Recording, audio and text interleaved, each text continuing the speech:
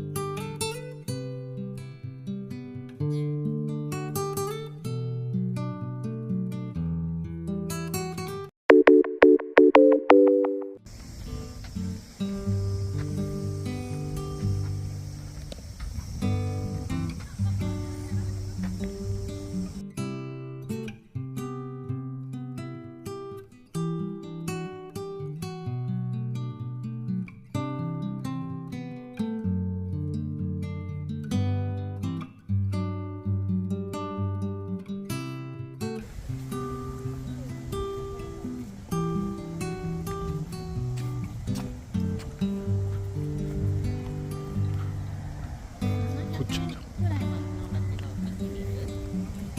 500円ってことだった。500円見てみる？うん。せっかくだからね。サクッとだにはなっちゃうけど。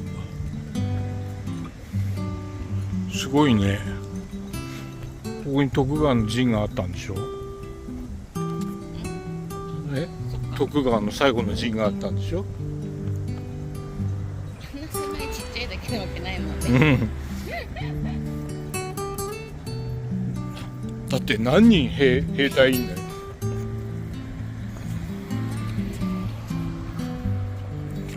うわ、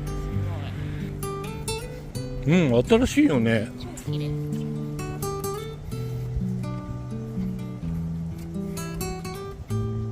宝石なんだ。エシア。